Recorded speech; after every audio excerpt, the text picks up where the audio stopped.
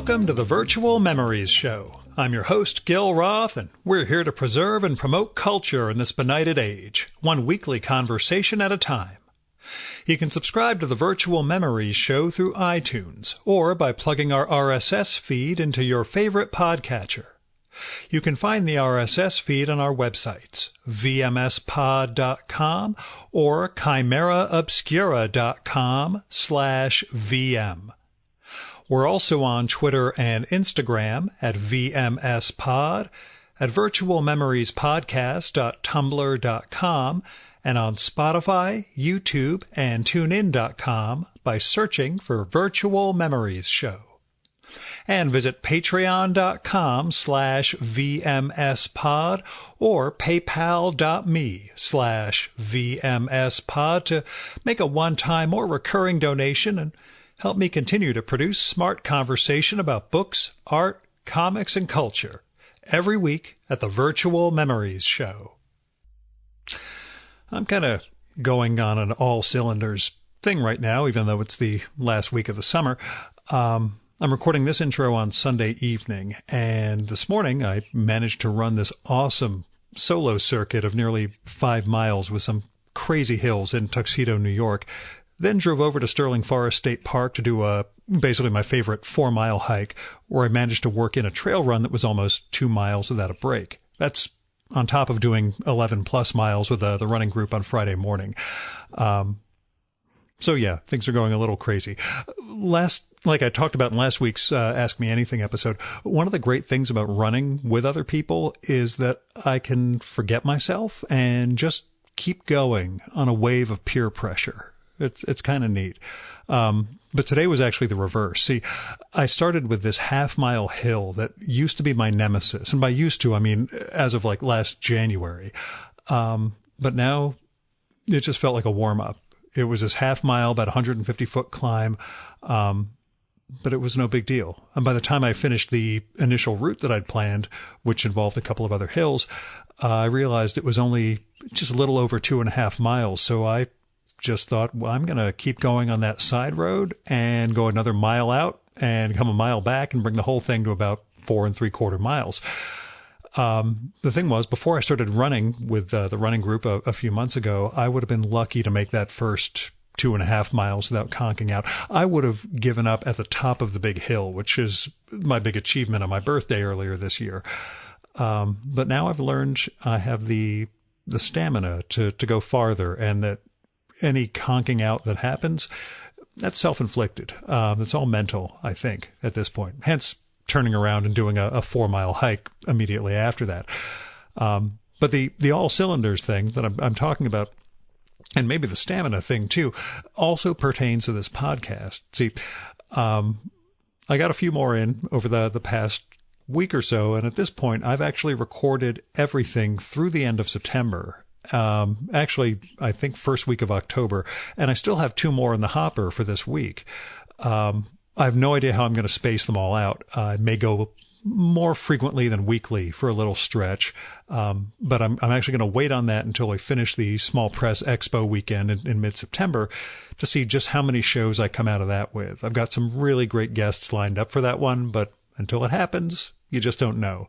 And 2 weeks after that is Cartoon Crossroads Columbus, and I'm going to be recording some there and potentially also moderating some panels that'll get recorded for future shows, all of which means it's possible that I will have recorded almost all of 2019's episodes by the end of September.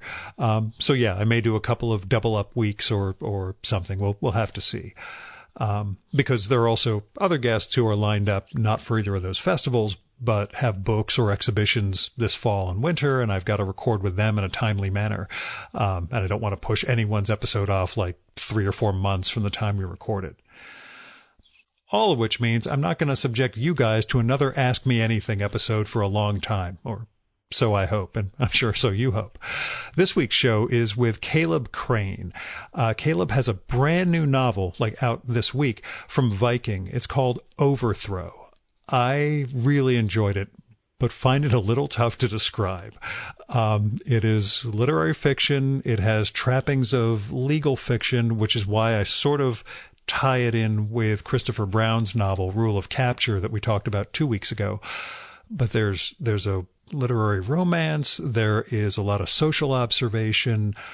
It's got a lot of threads and implications about the way we live now. The flap copy for Overthrow says, let's see, it is a novel about the fate of candor, goodwill, and the utopian spirit in a world where technology and surveillance are weaponizing human relationships. So it's got that. It centers on a group of activists around the time the Occupy movement was going strong, so like post-financial crash 10 years ago. This particular group is trying to explore a sort of telepathy, like a way of understanding what we mean beneath what we say and conveying things honestly to one another. Hence the utopian spirit that was mentioned earlier in the flap copy. They wind up getting into major legal trouble with the government, and Caleb just does this amazing job capturing the dynamics among the group members as they deal with the pressure of the law, internet outrage and blowback about who they are and what they do, media pressure, and what may or may not be love between a couple of different sets of characters.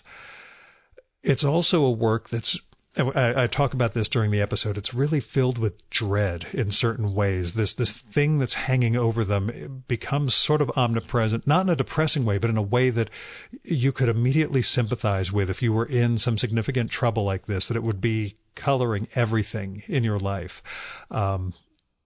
Anxiety is my steady state, so I really dug the way Caleb depicts it.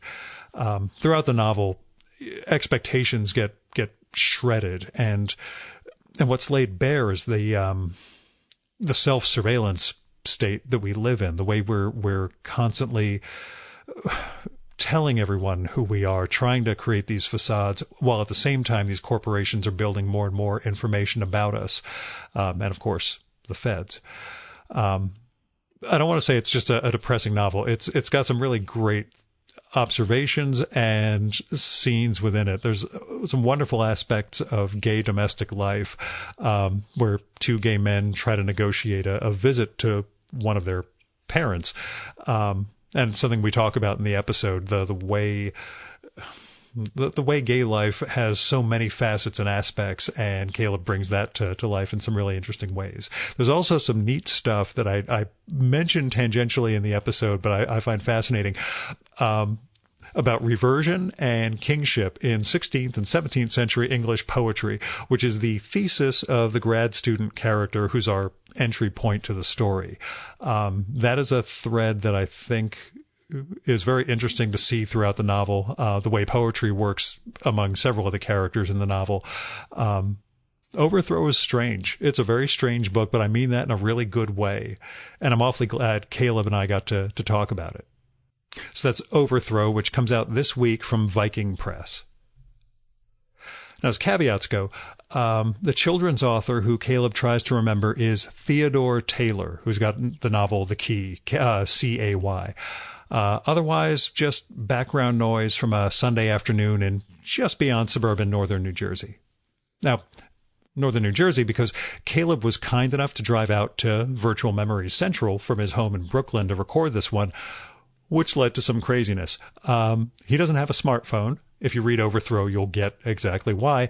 And so I gave him really good directions for how to get out here. And the key to that is you'd have to take Skyline Drive, the main road in and out of our town, because the other route here is circuitous, confusing. Even if you have GPS and a smartphone, you're likely to make a wrong turn. So Caleb wrote everything down, actually drew out a map, like Robert Louis Stevenson, treasure map looking thing, and heads out here on a Sunday and discovers that Skyline Drive is closed because of an accident like 20 minutes earlier. I was on it an hour earlier and it was perfectly fine. So we had a little craziness on the phone trying to figure out how to get him somewhere where I could intercept him and then guide him to my house for the podcast. I swear to God, nothing ever goes to plan.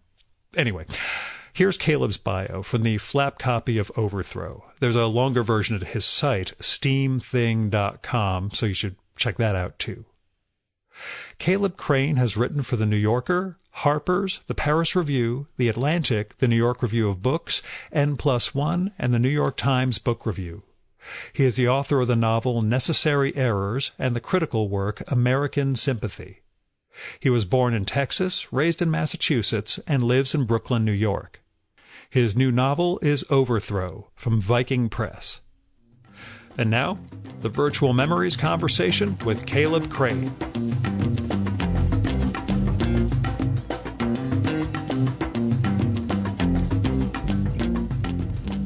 So when I pitched you in early 2014 about doing the show, you'd mentioned that you were just withdrawing from the PR thing and you're about to get started on a it project. Yes. Was Overthrow the new project? Yes, Overthrow is the new project. Tell me about the origins of the book then and where it began for you, outside of I sent an email and you were trying to get out of doing the podcast. I think when I finished Necessary Errors, it was 2 years from when I finished Necessary Errors to when it got published. So I started. I wanted to do another project and get started on it, and had a bunch of ideas that I was sort of juggling. I think the germ of the idea was I just had this picture of this somewhat melancholy grad student walking down a street when daylight savings time had recently shifted and people were still leaving their blinds up even though their lights had gone on.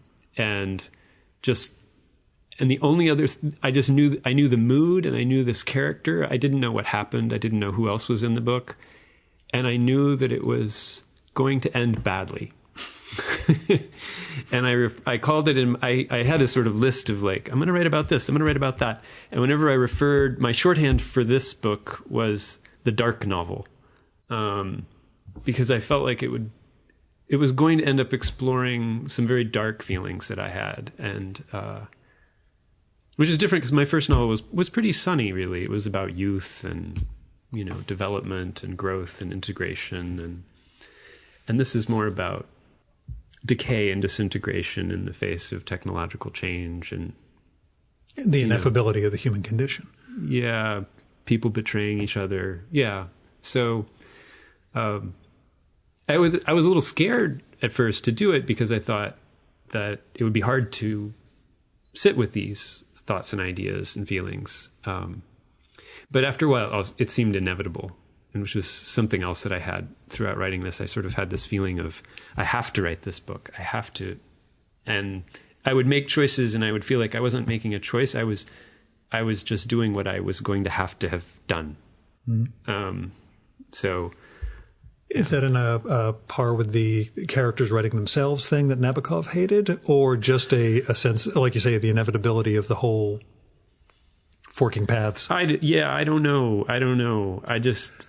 Had you ever felt that way before? I hadn't really felt that way with Necessary Errors or with other fiction, but I did have this feeling of like, and it was the old joke about how do you carve the sculpture? You just, chop away all the pieces of marble that aren't the sculpture. And I sort of had that feeling. It wasn't that I couldn't, that it was, that I, my pen was divinely, motivated across the page. It was that, if I wrote the scene wrong, I would recognize it and I would just have to keep writing it again until it was right, and then I didn't really have any choice about what was right.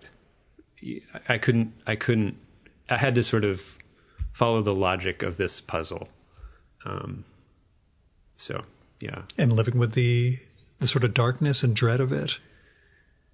Because that's what captured me the most, especially in the first, say, 2/3, at least the overwhelming sense of dread. Okay. That got across. That pressure of the legal system, the pressure of the world that these guys have blundered their way into.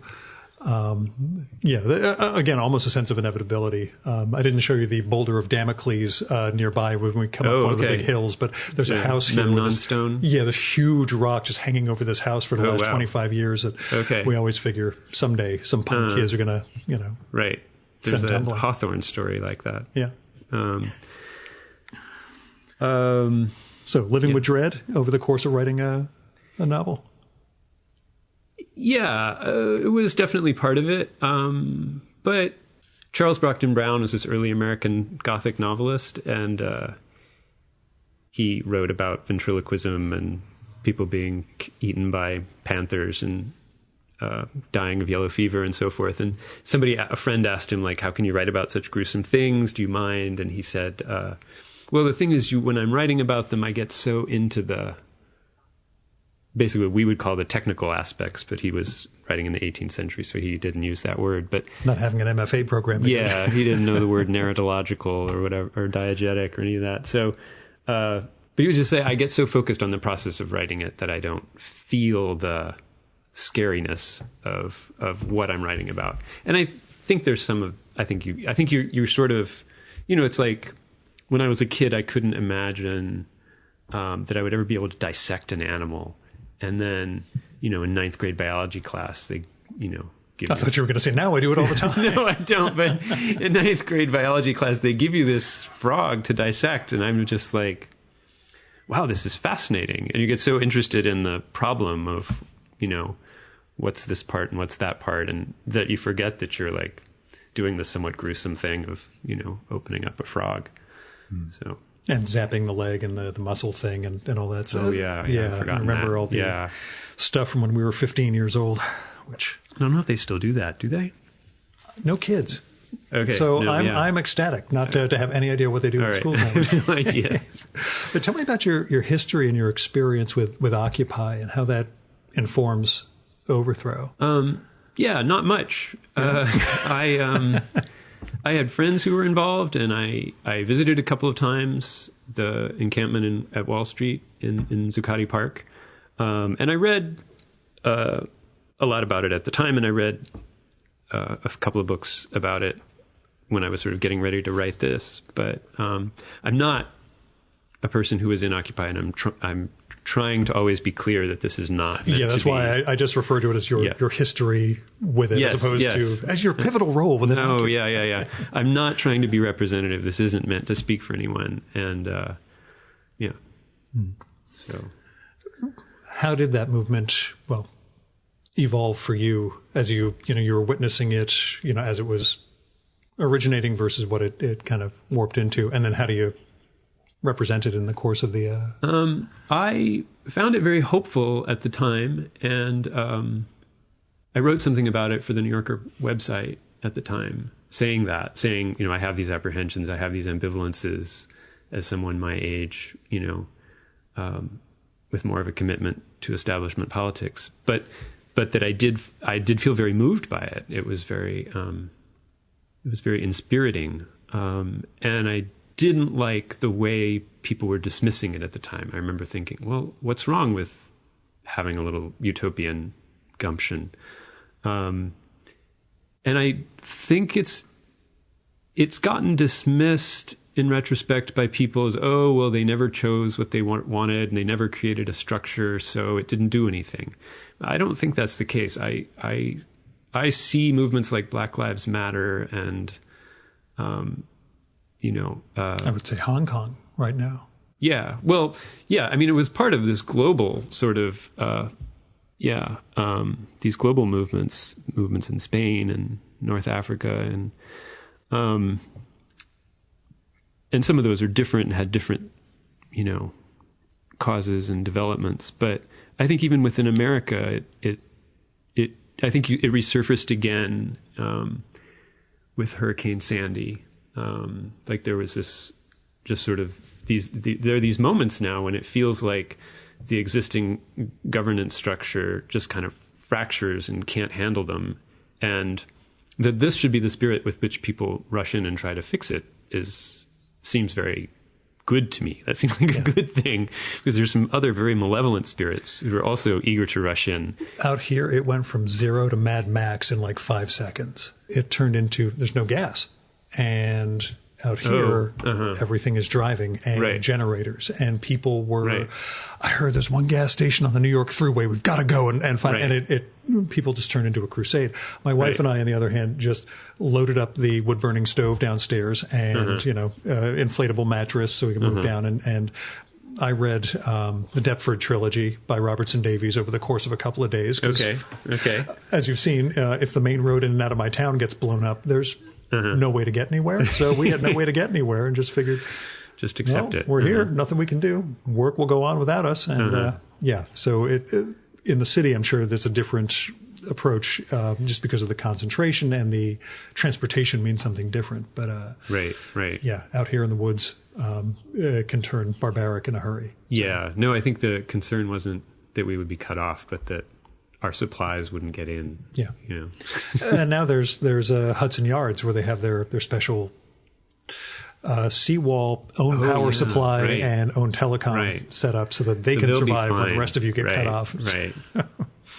Yeah. How long you been in New York, I guess? Since 1991 or 1991. So that gives you perspective from the Giuliani era onwards. Yeah. Outside of the obvious, it's turned into a playground for oligarchs. How's the city changed for you, at least, from your world? It was very different.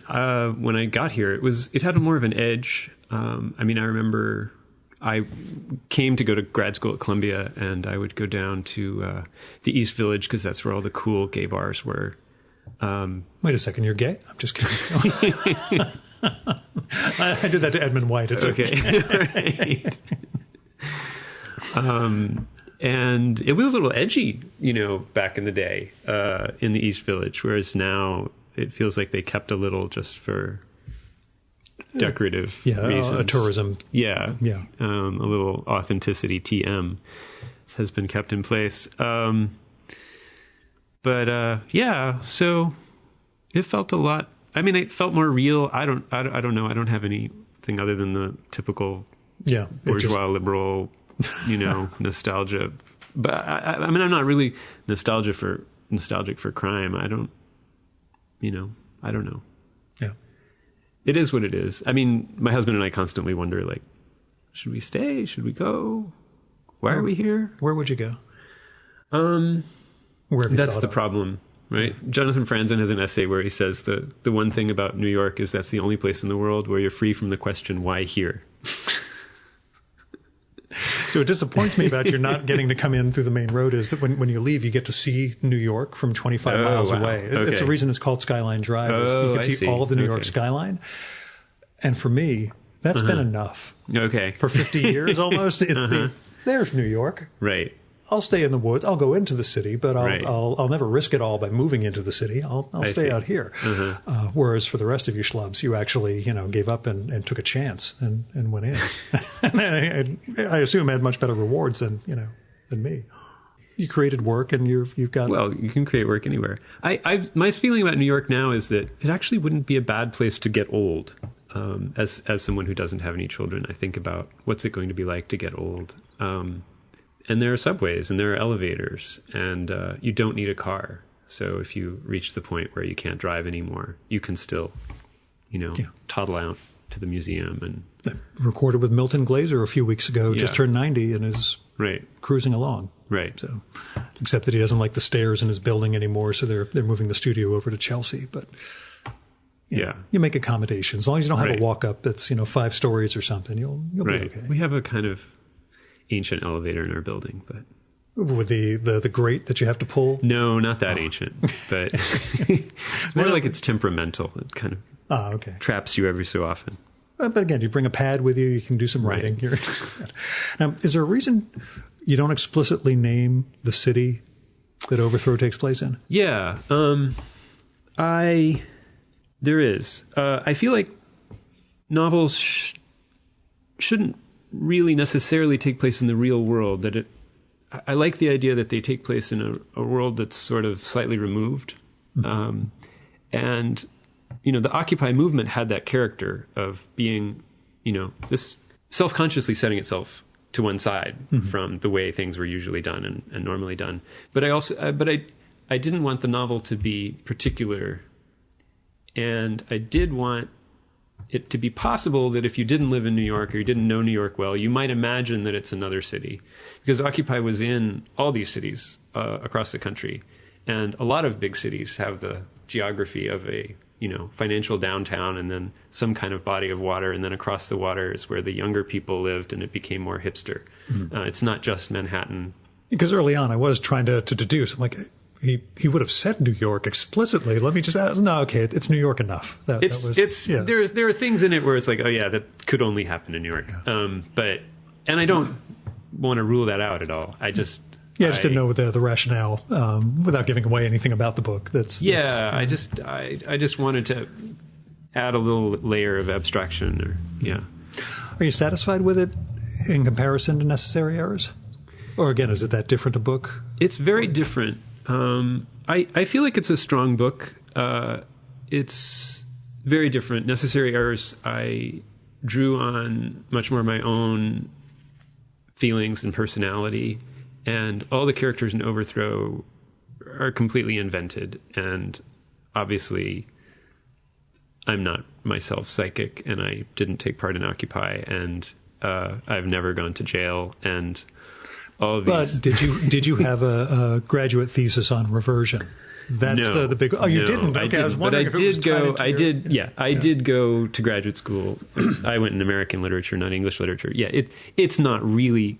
Matthew is probably the character that's easiest for me to do. It's not really that much. It was your point of entry. It's not really that much of a stretch for me to do a sort of melancholy, gay graduate student in literature. That's pretty easy for me to do. Yeah. That said, he's from a cohort 10 years younger than me, so.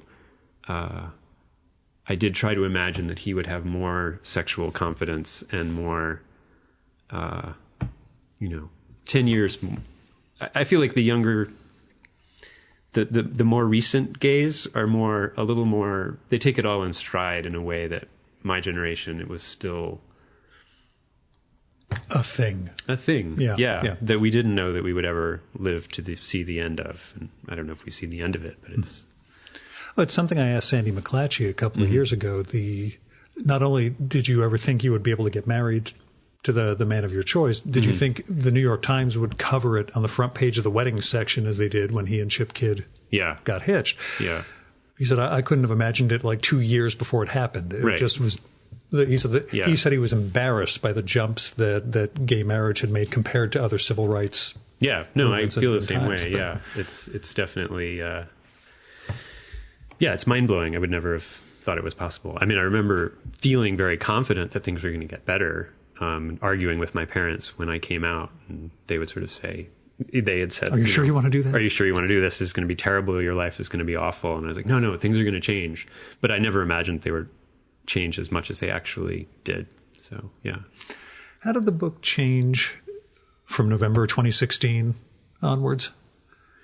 Did you go back to it in terms of what it meant in a post-2016 election?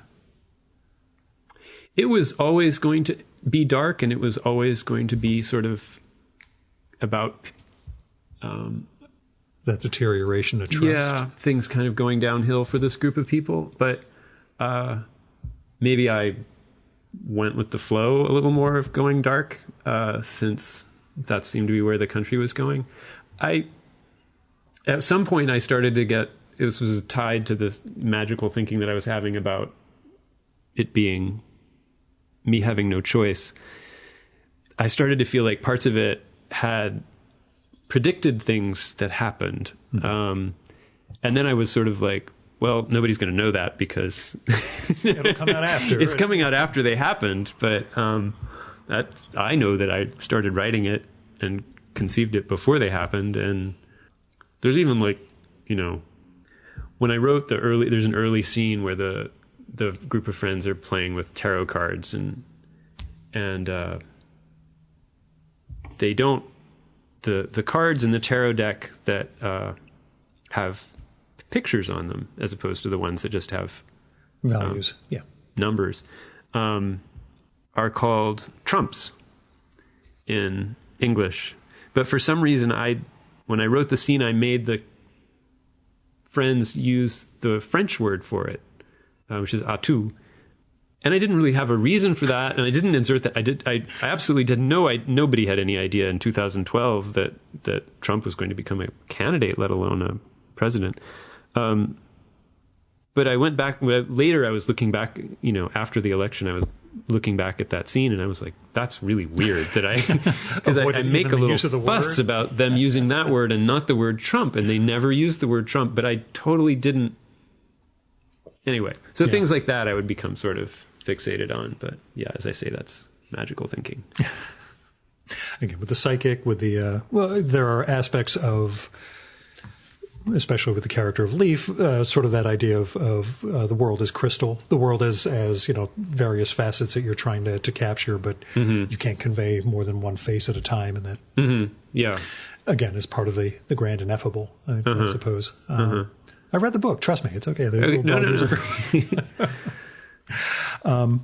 There was a line that I was curious about, you being a gay writer, where a character makes a comment about another character's career choice being a gay mistake of pursuing the aura left behind by power instead of power itself, in terms of choosing a graduate degree in English as opposed to following the law, going into law school. That a gay thing, or that something you've heard from straight people about gay I don't know. pursuits? I feel like that's a or just a character speaking up in its own. I mean, I think it's just a character thinking out loud, but I don't know where it comes from originally. I mean, there is a sort of thing of gay people being attracted to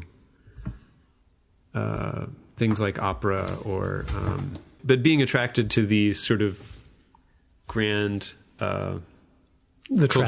cultural formations that maybe the mainstream heterosexuals have moved on to something else. You have stereotype, sort of gay fixations like that for yourself. Is it opera or? No, I'm not. I've always thought it would be neat to be into opera, but I never have really gotten into it. And my husband has absolutely no interest in classical music. So you don't have any cliches that people would obviously say, "Oh my God!" I think something like book collecting, I suppose. I do. Hey, that, I resent that. Yeah, but you don't have. Yeah, I mean, if I had less space, I would still have that many books. It's okay. No. I mean, but I can get fussy about it. Like getting this pretty edition from 1932 with. Yeah, that I've held off on. Right. There's only one. Your books seem very practical. Oh yeah, this is all my wife's cookbook collection. Here, yeah. But I think the wife thing is also a giveaway. Right. But no, there's a couple of individual books that I've hunted down multiple editions of to, because it helps have a couple little fetish things like that. But generally, I try and live a life where everything could get replaced if it has to. So. Which is part of having parents who came up in World War II and had to deal with rationing and everything else. Yeah. People who had lives of stability and generations of stability behind them might tend to think a little differently than I do, I guess.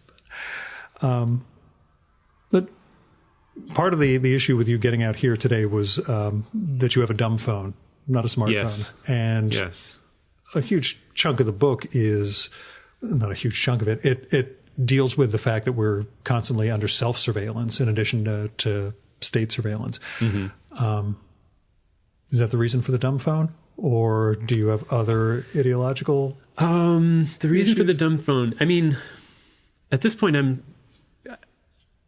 I realize I'm in an almost absurd holdout. I was having dinner with an editor friend of mine a couple of nights ago, and he said there's only one other writer he knows who still has a dumb phone. But like 5 or 6 years ago, I remember going out with a group of friends who were all writers, and most of whom were younger than me by a decade. And somebody took a photo of all of our phones, and everybody had a dumb phone. Huh. But I think I'm the only person in that group who still has a dumb phone. I wrote one. Dmitry Samarov, this artist and writer out in Chicago, pal of mine through the show, downgraded, went to a dumb phone. Oh, okay. 2, through my day job, as I mentioned, lobbyist for the pharmaceutical industry, I often, not often, but I have to go down the Acela down to DC periodically. And occasionally I'm in the train with congressmen and senators, almost all of whom have flip phones. Really? Interesting. Their staff, I'm sure, are the smartphone guys. The New Jersey representative from Patterson, Bill Pascrell, older guy, 2 flip phones. Wow. Because I was walking down towards the bathroom. So, it's Bill Pasquale. And I see there's a phone on his little tray. And he's got another one that he's probably more secure. Yeah, that's what it is. It's so backwards. There's no hack for communication. Yeah. So, I think for me, it's just not operational security. It's not OPSEC. In order to write, I have to be alone. And if I have the smartphone, if I had a smartphone, I wouldn't really be alone. I would and I'm infinitely distractible. So I can, start looking things up on Wikipedia. I need to write this scene. Well, the rabbit hole opens up. And then the rabbit hole of I can research this one detail, just this one detail. 6 hours later. Yeah, exactly. Your energy is gone and the day is done. So I have the shorter OED on my. I have an iPod Touch, so I'm not completely a Luddite, but I mean the iPod Touch. It's practically a dead technology at this point. I just got one a few days ago because they have a new one. They finally made it with large enough capacity for my ridiculous. It looks iTunes just like the old one from 10 years ago, but it's new. It's in my car. It's this little tiny one, and yet I can now finally put 35,000 songs on it, which is the thing I was holding out on. I had the 160 gig iPod to iPod Spotify yet. Well, I travel. I'm in planes. Okay. You can't stream when you're on you can. You just download the stuff in Spotify before you get on the randomly plane. Having 35,000 tracks open up. That's the brain that you're talking to right now. The celestial jukebox. That's what I go for. I don't want to pre-plan what I'm gonna listen to. But yeah. So you've got basically an iPod Touch and and I've got like the shorter OED and a French dictionary and a German dictionary and various other Czech dictionary and things like that. And that's really everything I need. Yeah. There's not really anything reference that I need other than that. So I don't have the internet when I'm working. And what's your, I don't even know if it's worth asking because of the type of writing you do, but your work practice. For a long time, it used to be that I would, work on fiction in the morning and then work on nonfiction in the afternoon. But as I've gotten older, I've found it harder to separate my day like that. I seem to just work on fiction for a long time and then work on nonfiction for a month or two, whatever the length of the project is, or 3. So yeah, I don't really have I try to go to my office and either write fiction or just write in my journal for a few hours every morning. But yeah, I had no idea if there's that Paris review, these are the things I have to have on my desk, et cetera. The whole, or again, if it's more open-ended just in terms of. I have a little office that I rent that, as I say, has no phone, has no Wi-Fi, has a window. I have a yoga mat so I can lie on the floor and take a nap. And that's essential to my process, the ability to take a nap at any time. I work at home, so not that I want anyone who works in my trade association to know this, but I understand where you're coming from. Yeah. Fiction versus nonfiction, as far as what you prefer in terms of what sort of writer do you consider yourself, which is a horrible question to ask. I don't know. A novelist who happens to write nonfiction? I don't know. I think fiction was sort of what I wanted to do from the beginning, from when I was a child. And I've always thought of nonfiction as something I did along the way in order to get to writing the fiction. But lately I've been realizing, no, I like the nonfiction too, and I kind of miss it when I'm not doing it.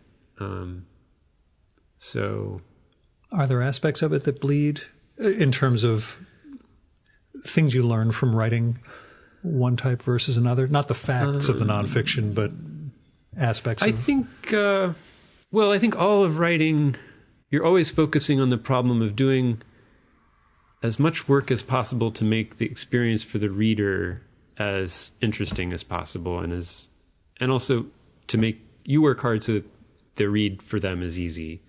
And I think there are things, just stylistic things about the way to put together a sentence that you learn in the process of doing any kind of writing. So if you're doing a lot of nonfiction, I mean, the thing is, editing that I get from my nonfiction is amazing and world-class editing. So I feel like every time I write a piece and it gets edited, it's I'm getting an education.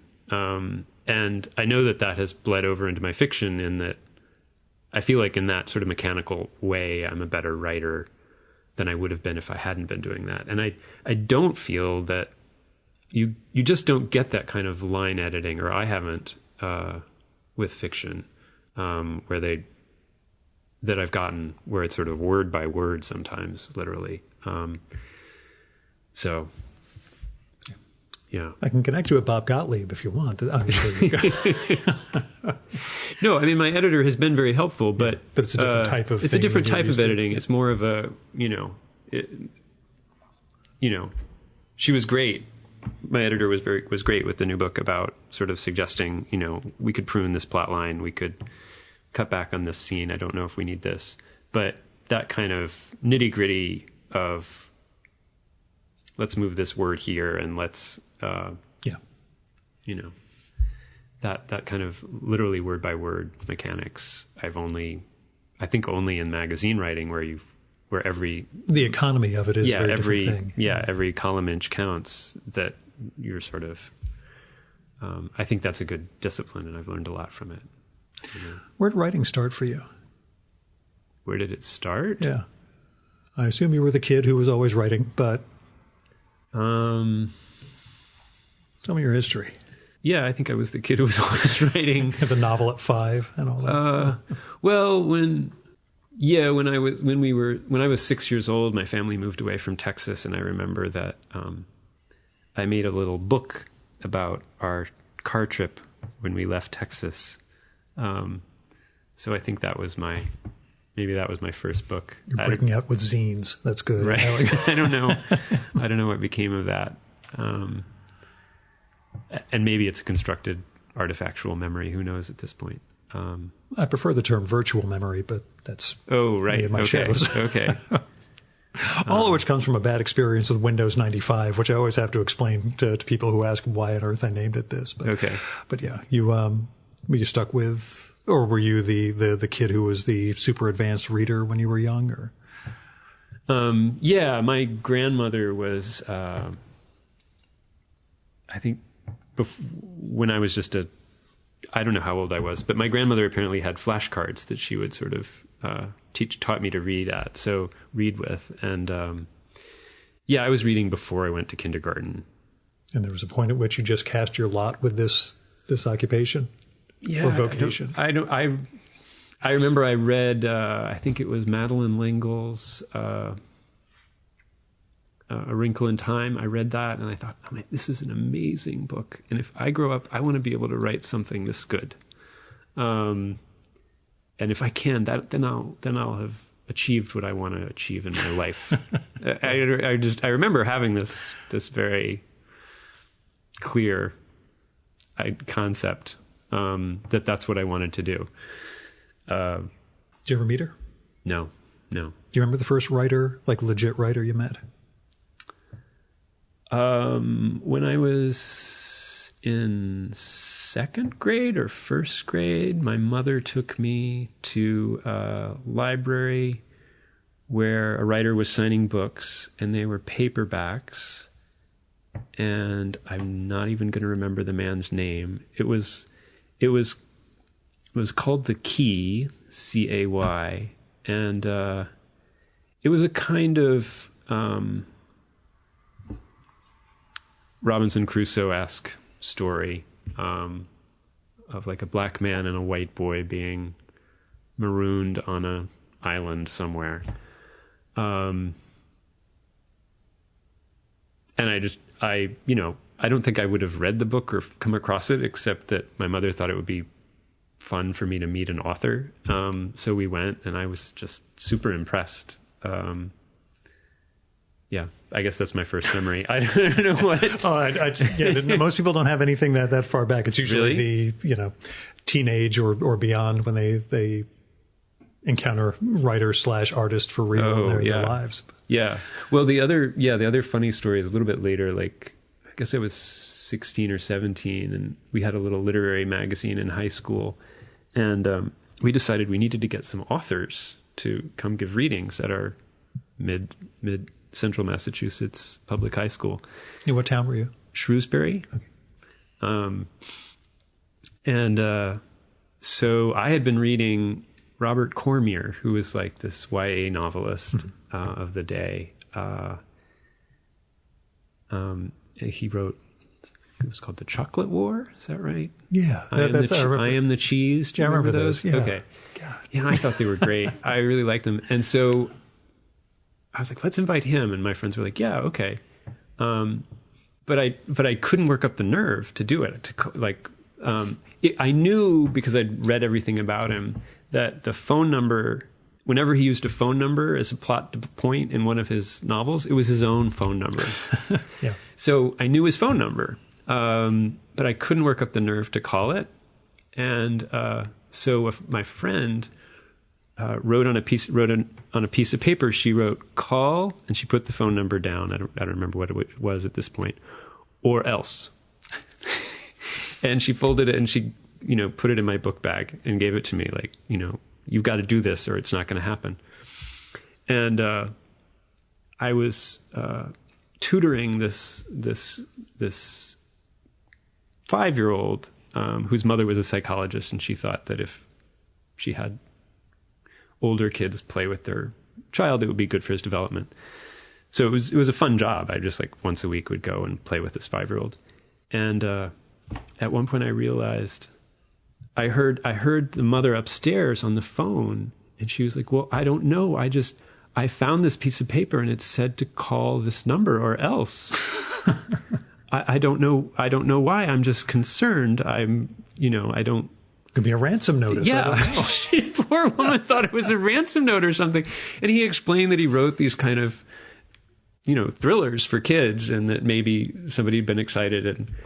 And I overheard her, and I ran upstairs, and I was just so mortified. And I was just like, no, I was supposed to call him. So I got on the phone, and I was like, I'm sorry, Mr. Cormier. And I explained the whole thing. And said that he wasn't doing any author readings. Because he was getting started in a new project, just like 2014 with you, you son of a bitch. Yeah. So imagine a YA version of Overthrow. I don't know. One of the points that I, again, don't know if it's something you subscribe to versus something that emerged, but I went to St. John's College in Annapolis, where one of the key, it's a great books program. One of the sort of key schisms is Jacob Klein versus Leo Strauss. And this is a long way of getting back to the point of you mentioning that the internet may be too dumb for esoteric writing, which was Strauss's belief that throughout history there's text and then there's the coded text underneath meant for the acolytes throughout time. I just thought it was an awesome concept to begin with, that idea that, wow, we're just too dumb to even figure out that this is, and we're too analytical of individual arguments that we pick things to pieces. So. Yeah. I guess it's not, is it too dumb? I guess what I mean is the bandwidth of...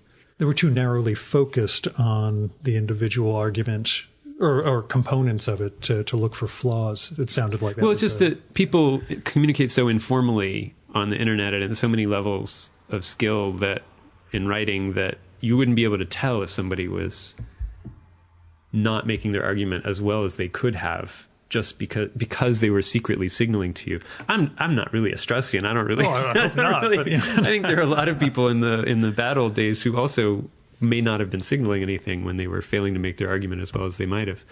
So, yes, but now we have much more communication that fails on so many different levels. Right. That's true. Yes.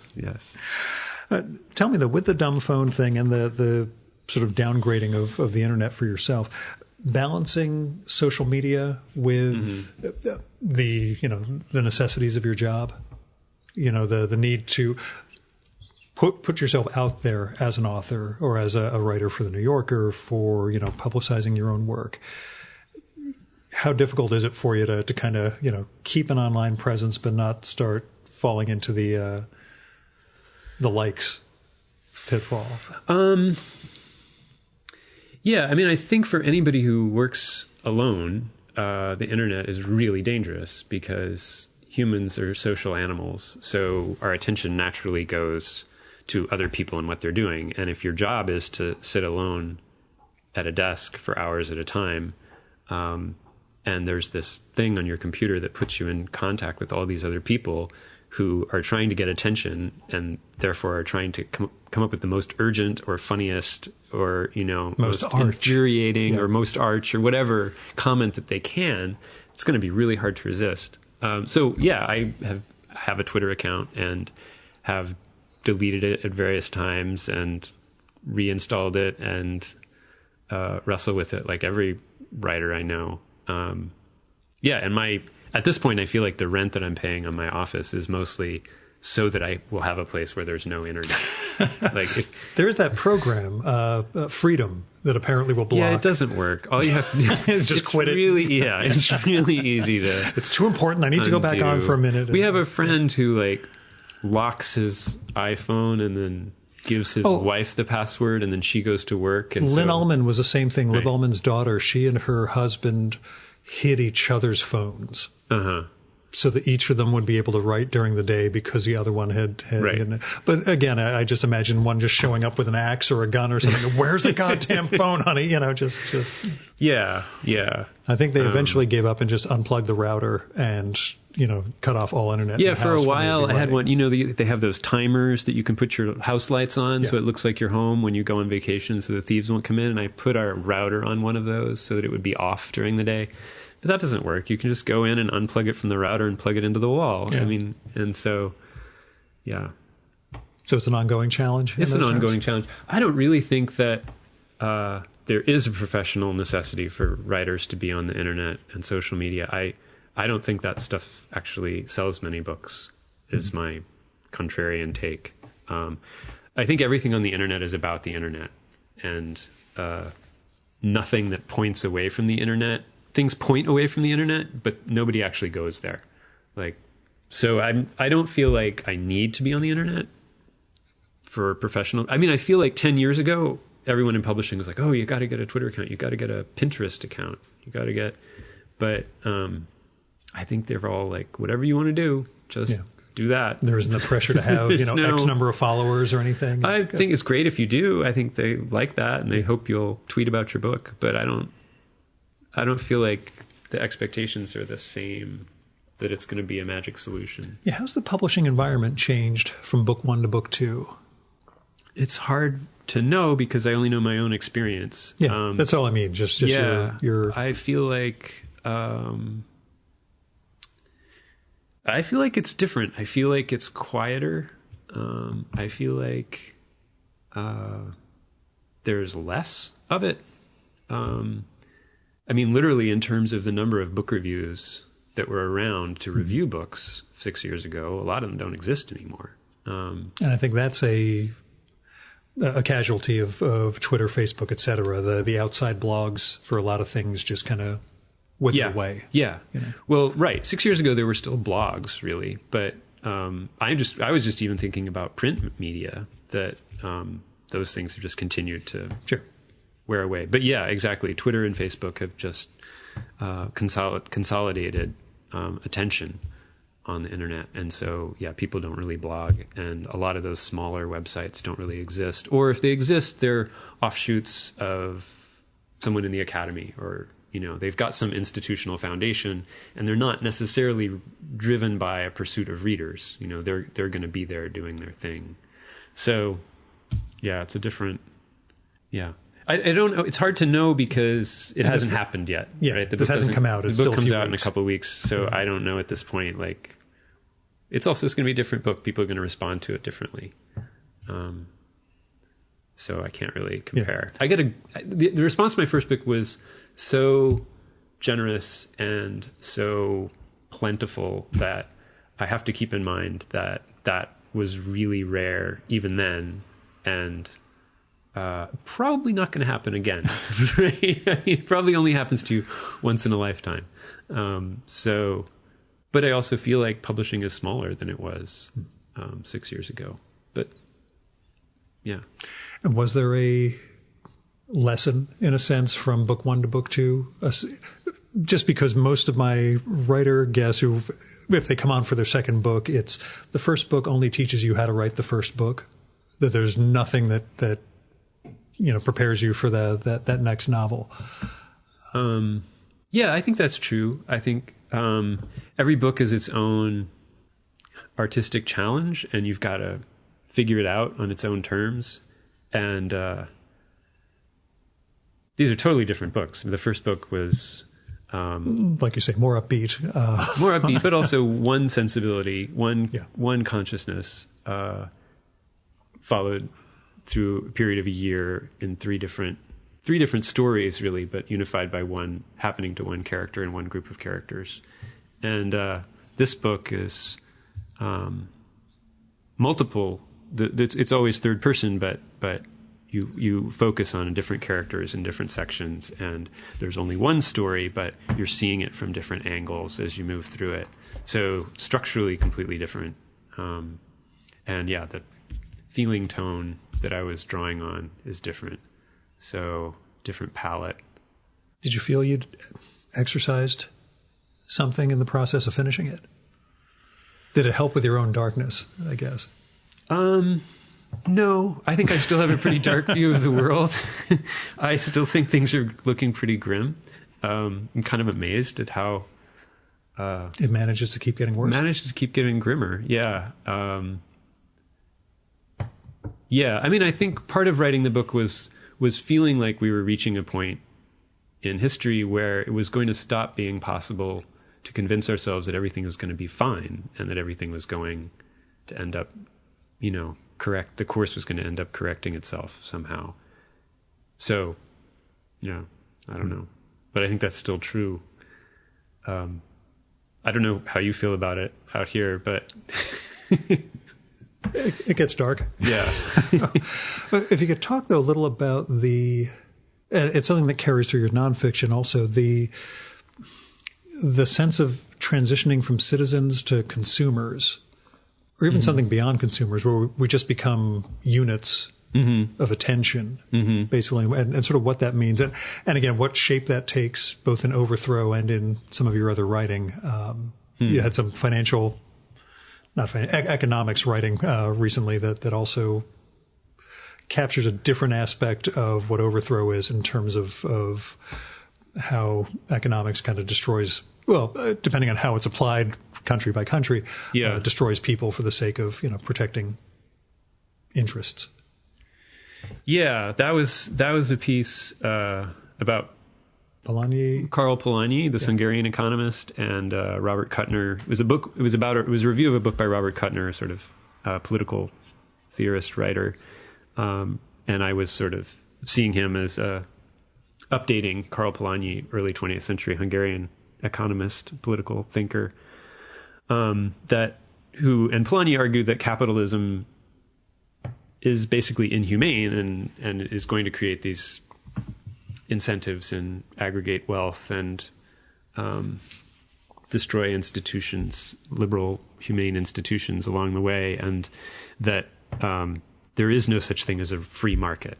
I think in the last 40 years in American politics, the conservatives have done really well, in part because they have a idea, a bold idea. It's not a new idea; it's really the same, an idea that's quite old, but that government should be, gotten out of the way of the free market, and the greater prosperity that will ensue if the free market is given its head will more than compensate for any injustice or collateral damage that happens along the way, which is a little bit like the guy who's too busy making money to brush his teeth every night, and who's just counting on his teeth falling out, but he's going to be so rich he's going to buy all new teeth. Which a dentist once told me this story, that there was actually a person who was thinking this way, and dentist could not get him to brush his teeth. And his time was so valuable now that the future pain was not a consideration. He was just counting on the fact that in the future they're going to have such artificial teeth are going to be so great, so technologically advanced that he won't mind. Yeah. And all the root canals and all the other suffering in the interim. We won't have to do all that. He'll just pull it all out. Yeah. Anyway, I don't really know how the story went. But sometimes I think that's the theory that the conservatives are going on, It doesn't matter if we poison the world because we're just going to all live on Mars. And then you see that instantiated in these crazy... And we'll have young people's blood to keep us healthy. Right. There are a lot of aspects of this world that really 70s science fiction could not... Yeah. You didn't think it was really going to happen. The idea that there'd be a movement of people whose unifying element is that they can't get laid. The whole incel thing, I'm like, that's like a parody of a Norman Spinrad concept from like 1975. You wouldn't unify over that. You would probably not talk about the fact that you can't get laid. But instead, it's become a murderous, horrible terrorist movement.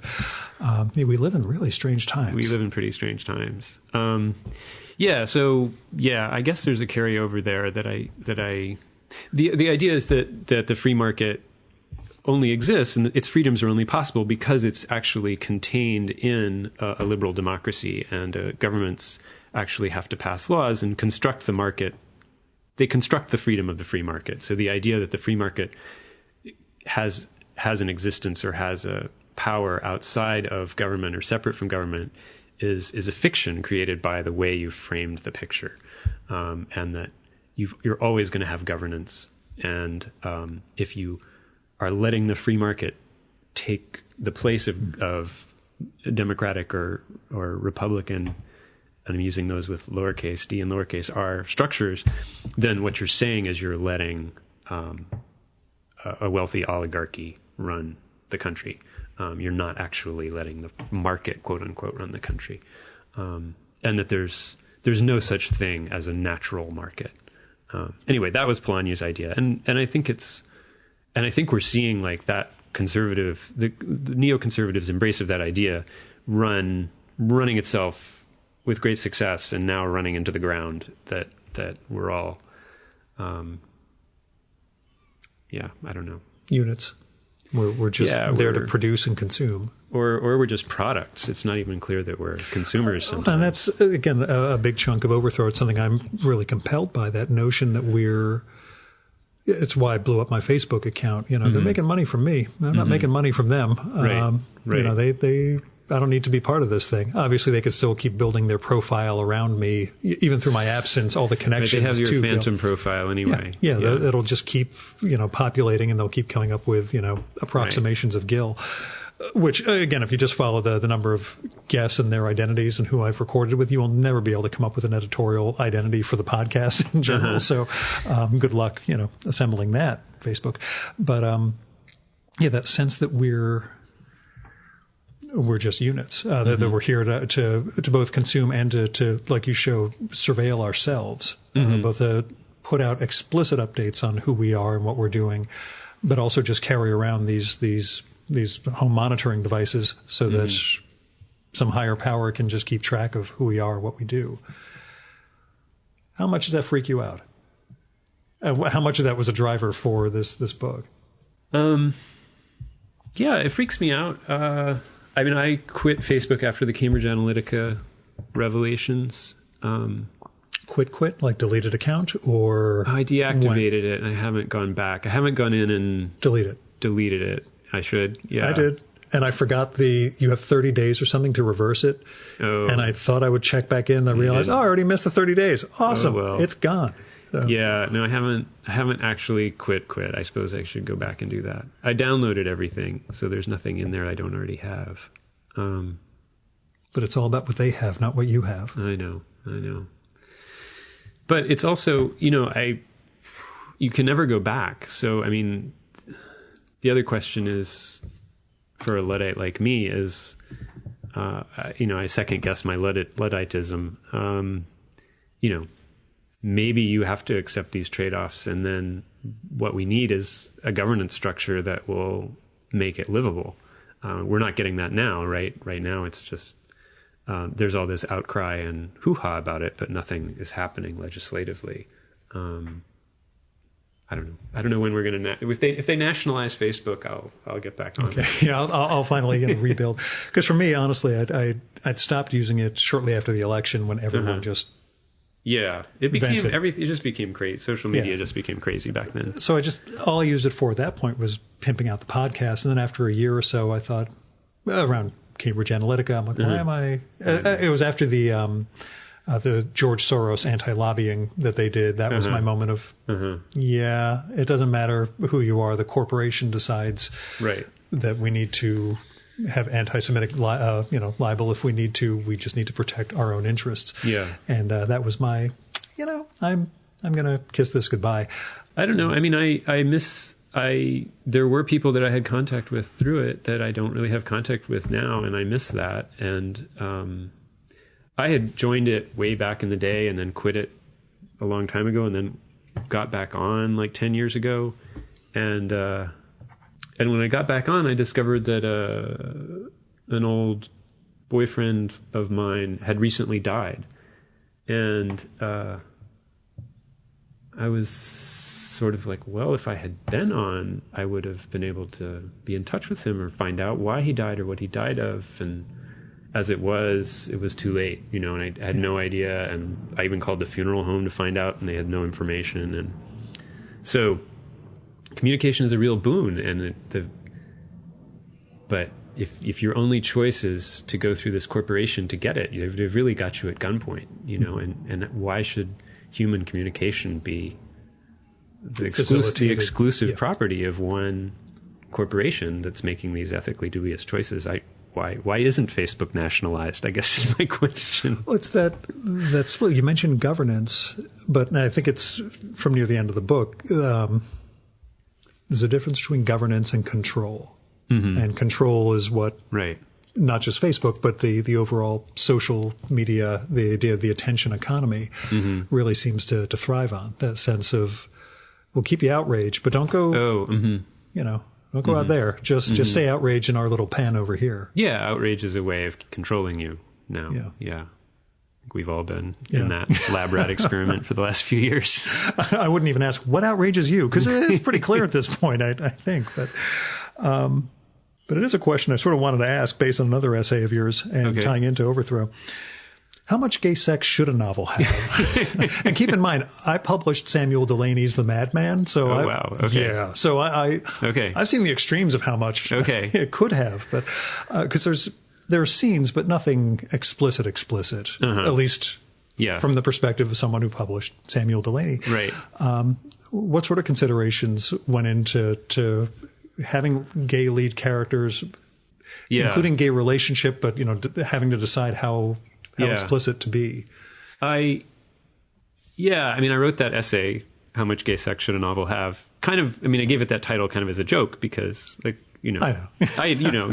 But it's a real problem for a gay writer because gay men will read novels with gay sex in them and women will, but straight men usually won't.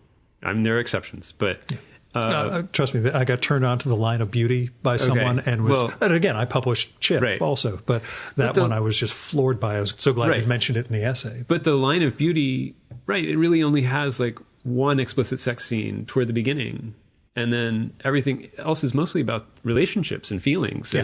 And anyway, like I think it's important to write about sex, and I don't want to run it down at all. On the other hand, I do feel like there's literary questions about what are you trying to do, and who are you addressing, and how much of an audience do you want, what kind of an audience. You didn't want it to be known as that gay novel about Occupy. Yeah, I know it's not about Occupy to begin with. I know, but no. I mean, some of this is my ambition, right? I want it all. I want to write a novel drawing on my experiences, and my, things I've been able to make acute observations about, which is gay life. And I also want to be taken seriously as a writer and not ghettoized. And I think, so it's something to negotiate. I don't think there's a right answer to how much gay sex a novel should have. I think every gay writer has to reckon with that question and come up with a sort of strategy for how they're going to navigate that. Because answer A is wrong and answer B is wrong. All the answers are wrong. So in a way, all the answers are right,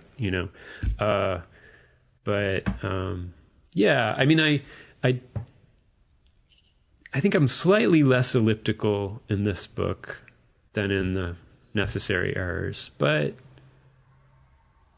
the other thing is I feel like gay life is different than straight life, and it's different across a wide spectrum of experience, not just what happens in bed or wherever sex happens. And I think you capture that very well. The dynamic between Matthew and Leaf at the beginning, the way they look at a relationship with each other is different than a heterosexual couple.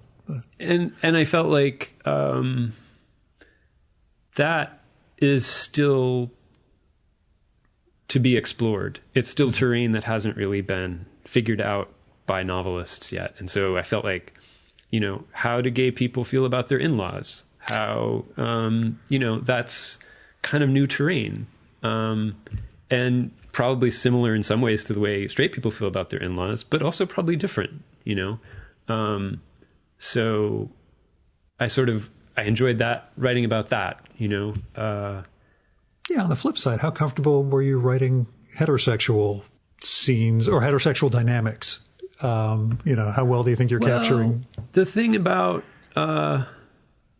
I know it's represented in so many things that you've encountered and read, et cetera. But well, there's two things about that for gay people. One is that any outsider group has to observe the insider group for survival's sake. And there's a sort of attention economy, and they're mostly one-way streets. So like gay people are always watching straight people and figuring them out and taking for granted that it's our obligation to know what you do and how you think. Yeah. And, like we have a theory of mind for straight people, right? Yeah. And not every straight person has a theory of mind for gay people. And that's true of white and black. Black people have to imagine what the white person is thinking, and in a way that they don't necessarily always count on the white person thinking about what it feels like for the black person to be in the world. And, same with women and men. So there's that. So as a gay person, it's not really, I don't have to do any research to think about what straight people are like, right? I talk to them all the time, and gay people are really a minority. Like there's this sort of propaganda number of 1 in 10, but the actual numbers are much lower. I do have to say, I did a count of my guests this year out of like 37 or so after the next couple of weeks. Okay. 16%. Are gay men. I thought I'm really pushing this a little too far. We might be overrepresented in the arts. Of all things. And Jewish men too, of all things. Yeah, it's hard to believe. Exactly.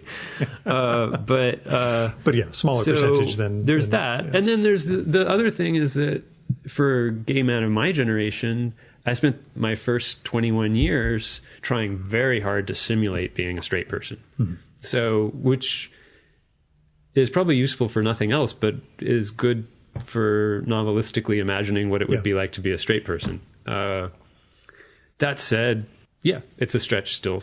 I imagine now that it's a stretch for me to do a straight man. Probably more of a stretch for a straight man than for me to imagine a straight woman, but I don't know. Yeah.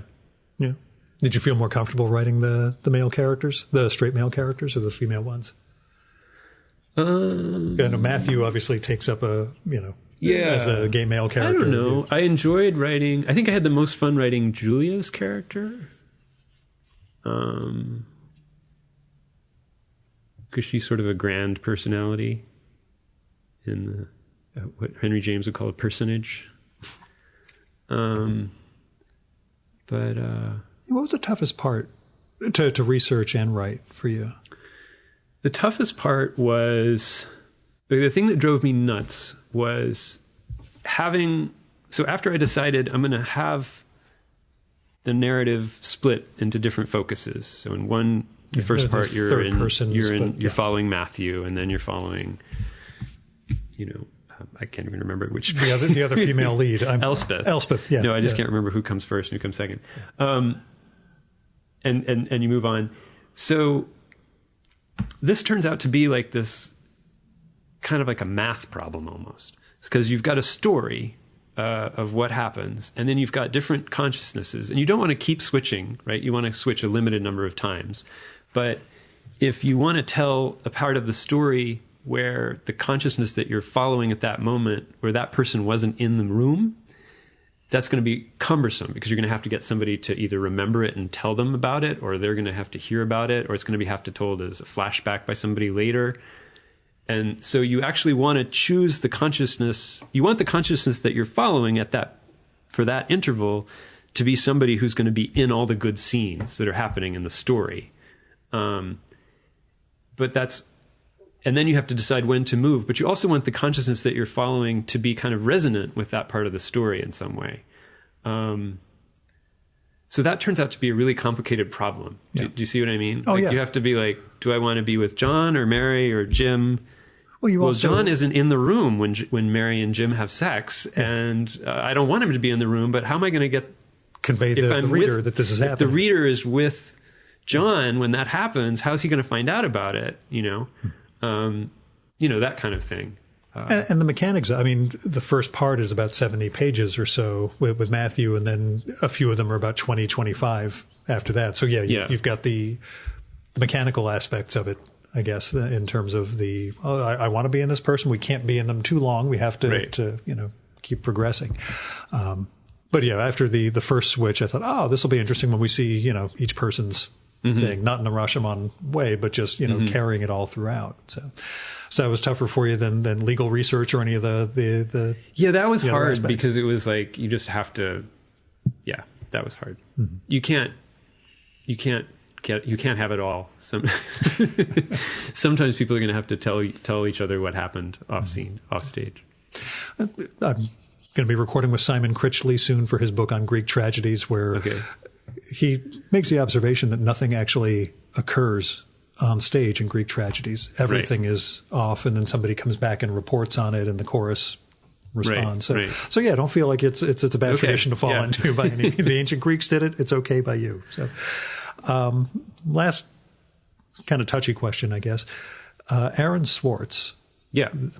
How much of his spirit kind of hovers over this book, or how much of that his experience and your interaction with him inform Overthrow? There's no character who's meant to be Aaron, right? And I never got to meet him face to face. Like, we had a email correspondence, but certainly what happened to him informed my ideas about these issues and this idea. And he was a very charismatic, intelligent person who had these sort of utopian impulses, and then got in trouble with the law. But the case isn't anything like his case. But there are things. When I was doing research for how do cases like this happen, no character in the book is meant to represent any real life character. But sometimes I'd be reading about a case and I'd be like, oh, that's an interesting twist of the way that this case happened, the way that the procedural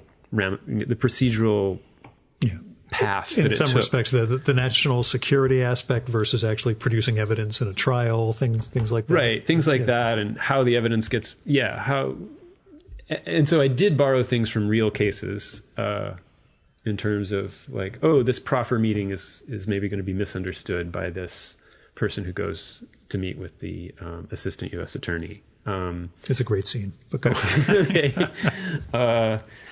Like, there is, that's something that happened to somebody in real life, and they wrote about it. So, but that is not the character. The character that happens to is not a Swartz-like figure at all. Right. It's not meant to be that person. And yeah. I just wasn't sure if there was a sort of specter of Swartz over the book, or if it was, again, something that was more, I don't want to say inspiring, but, a flashpoint perhaps. I mean, obviously I had an emotional response to that, to what happened, to the tragedy of his death. And I'm sure that went into my feelings about these issues that I put into the book. But I don't know. I had a friend who was a poet when I was young, and she was very charismatic, and I think I also was probably drawing on those memories as well. I don't know. You just sort of... Yeah, things are a composite. You're making things up by pulling on your different aspects of experience, different experiences. Mm-hmm. So, thinking about a next novel? It's early. Not I know yet. this one's just coming out. So no, I mean, I've put together a collection of short stories, but I haven't started a new novel yet. Yeah. Nothing about a podcaster living in the woods. Last question, though, ties into that. It actually comes from your Aaron Swartz piece in The New Yorker, where you just mentioned few worthy things happen in our society unless they can be monetized, which sums up this podcast. But also, what do you do for love? What do you do that doesn't have a monetary thing to it? What do you enjoy that's not monetary? Yeah, it's not monetized. It's not writing. It's not going to lead to something that's going to make money. I'm not really sure that my writing makes very much money. In theory, it's supposed to. I don't know. What do I do? What brings you joy besides? I mean, reading and writing are what bring me the most joy in the world. So and being with my husband. And dog. Yeah. I walk the dog every morning and every evening, and that's a great solace. I don't know. I like running. I like swimming. I'm not very good at this. I mean, I really. No, that's the point. I like reading. I like reading poetry. Do you write poetry? No. Okay. No. Did it challenge you to write the perspective of a poet, or to write about a poet in Overthrow? Yeah. I mean, the narrative never follows Leif the way it follows other characters. And in a way, that was a stage management decision. In a way, it was also a prudence decision. Like, I'm not really sure I could follow that closely. Like, it's sort of better if I leave him a mystery, because maybe he's still a little bit of a mystery to me. And he's reflected. Well, every other character reflects him. Right. So. Right. And there's Okay, but we don't want to give away too much. Which is why I haven't said too much about any single aspect of Overthrow. Okay. Okay. In addition to being a good literary novel, it has, I don't want to say thriller aspects, but, there's suspense.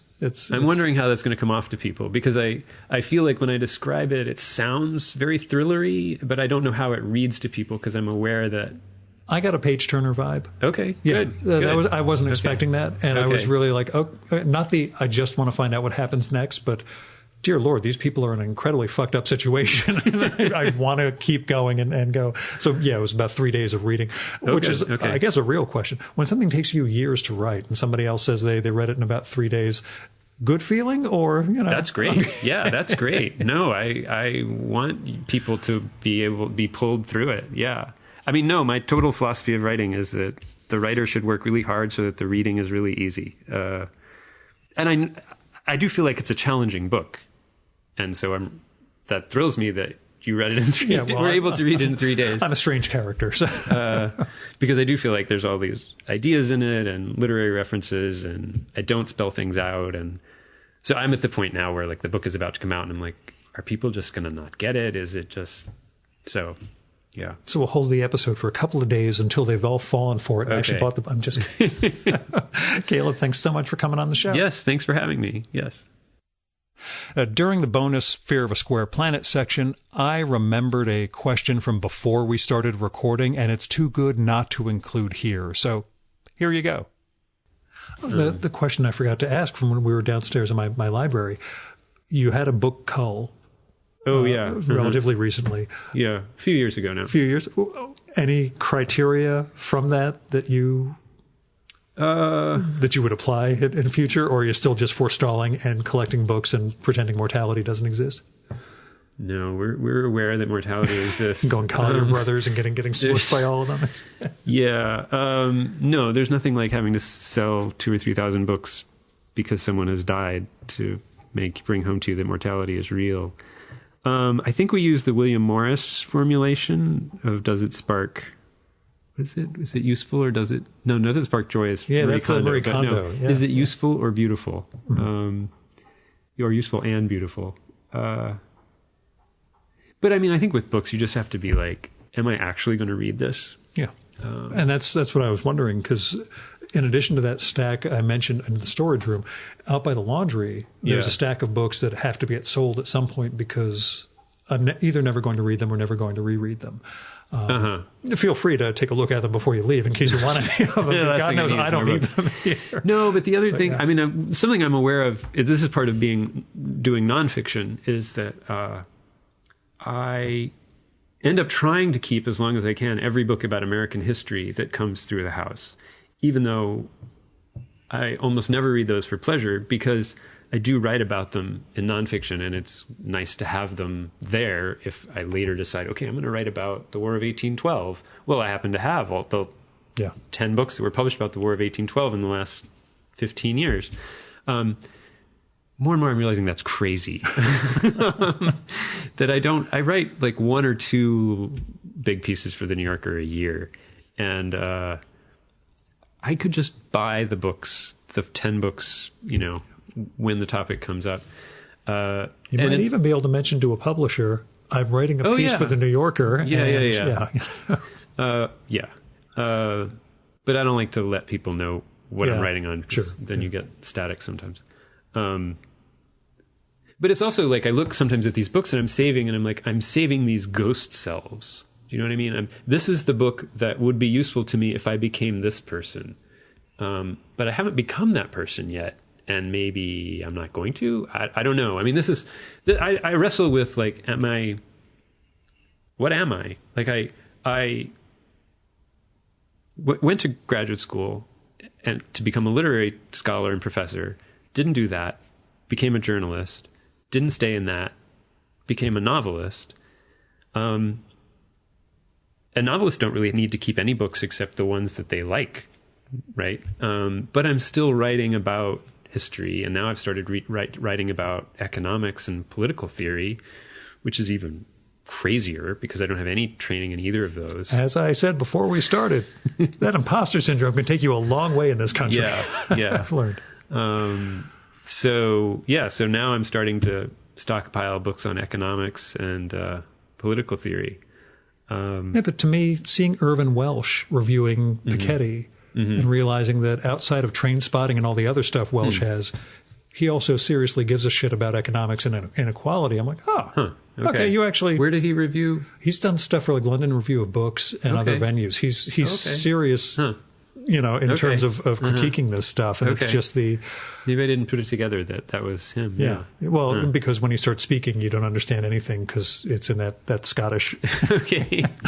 For which I always make this side fact. When I recorded with him... both in the moment and when I edited the show, he said something that I literally misheard so badly. He was talking about a novel by James Kelman. The novel was called The Bus Conductor. Both times, The Busking Doctor. That's what I heard. It took me 2 minutes both times in person. And then later I'm like, The Bus Conductor. That's what he meant. Although The Busking Doctor is a really awesome title. Sounds like a good book too. That's in my Borgesian, library of books that don't exist. Somebody was posting, inviting people to submit their mondegreens on Twitter. You know mondegreens? No, I don't. A mondegreen is when you mishear the lyrics to a song. Oh, okay. Yeah. And somebody replied, "The girl with colitis goes by." Which I thought was very funny. I forget whose tweet that was. But anyway, you're piling up books in areas you have no background in, and yet you're writing about. That's your... Yeah. No, I wrestle with, like, who am I? Who you are? Who am I going to be when I grow up? And I didn't get an MFA, so I feel like I don't have a socialization that most people who write novels have. And I don't really know how to be a novelist. Do you feel that's impacted your career? Because Nathan Englander will say, if you're the guy who goes to the parties, you're not writing. And that comes to him from Philip Roth and other guys. But having that social thing isn't necessarily... I don't mean social. I don't have any trouble going with parties. I mean, Susan Sontag says somewhere that, the great privilege of being in New York, and wanting to be a writer, she just went to all the parties. And it didn't hurt her. It's more that I feel like there is a sort of thing that they learn in MFA school of sharing drafts with people and doing feedback, and they kind of learn how to teach writing, even if they don't take classes in how to teach, because they've gone through it, and I haven't done any of that. So, and I think there's a network where they know people, and you've got a faculty member who was your teacher, and I'm just, so who knows? I mean, I have different advantages so that I'm working with, so I can't. Is there make a too much of different it, but sort of writer you envision yourself? A path not taken? Not the MFA thing, but is there another? And I really wish I was just writing ghost stories or crime novels. No. I think I'm aware that I made a decision at my life when I was about 30 that I wasn't going to. I mean, the decision actually took from like 30 to 35, but that I wasn't going to be a scholar. And I'm constantly haunted by the thought, maybe I should have been. Maybe I made the wrong decision, or when I stopped doing reported journalism, maybe I should have kept doing that. So I just have, sort of talking about ghost selves. But for a novelist, those are useful, right? Because I can extrapolate them. I can imagine those characters. I know those paths a little bit, and thinking about people you might have been is kind of what a novelist does all day. Yeah, I'll let you get back to it. Okay. Thanks a lot, Caleb. Thank you.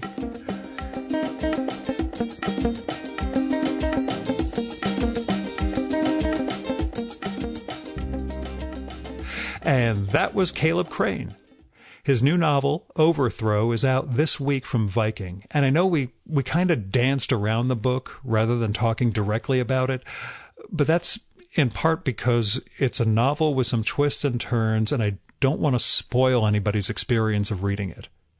I will say again, I enjoyed it an awful lot. There's plenty in it that I'm still ruminating over. And if you know me, and you know how many books I read and how many guests and how many conversations I move on to, that's a pretty high recommendation. So give Overthrow a read.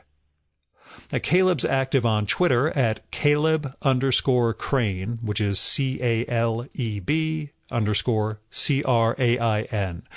And he's on Instagram as Cable Crain, because people, I assume, frequently misspell Caleb as Cable. That's all one word. You should check out his site, steamthing.com, for more of his writing and a sign-up for his regular e-newsletter. And that's STEAMTHING, which is short for Steamboats Are Ruining Everything. You'll have to go there to learn why he named it that. Now, after we wrapped, I asked him, so, who you been reading? So if you want to hear his answer to that, which includes that closing bit about ghost selves, and get some extra conversation, you'll need to become a supporter of the Virtual Memories Show so you can get access to our quarterly bonus podcast, Fear of a Square Planet. The second quarter 2019 episode went live this month and features an hour of book recommendations and fun conversation with Mark Allen Stamety, David Shields, Michael Carroll, Frederick Tutton, Ursi Soteropoulos, Caitlin Foisey, Seth, Nina Bunjevac, Stephen Guarnacha, Hugh Ryan, Bill Griffith, Boris Fishman, and Barbara Nessim. You can support the Virtual Memories Show via patreon.com/VMSpod or paypal.me/VMSpod. There are all sorts of goals and goodies in place for patrons, including that bonus podcast, patron-only blog, handwritten show notes for every episode, my secret project that I'm kind of sort of getting back to, and more. So go to patreon.com/VMSpod and support the art of fine conversation. Now, I recorded this one at home, so no travel expenses. This is great. No tolls, no parking, nothing. I did drive out that morning to get Caleb a strawberry rhubarb pie from Auntie Elle's Bakery in Tuxedo, but I also came out of that one with one of their little toffee cakes for myself, so it worked out okay. And if you want to help defray some of the costs of the Virtual Memories Show, like web hosting, travel, equipment, coffee, toffee, or just toss me some money because you think the show is worth it, then visit patreon.com/VMSpod or paypal.me/VMSpod and make a one-time or recurring donation. A special thanks go out to Nick Bartosik, Buzz Carter, Michael Hacker, Michael Janizik, Fred Kish, Jonathan Kranz, Kevin Katila, Jack Les Camella, Stephen Nadler, Barbara Nessim, Jim Ottaviani, Payne Prophet, Dmitry Samarov, Stephen Solomon, Greg Tanner, Ford Thomas, Armando Veve, and Garrett Zecker for going over and above in their support of the Virtual Memories show.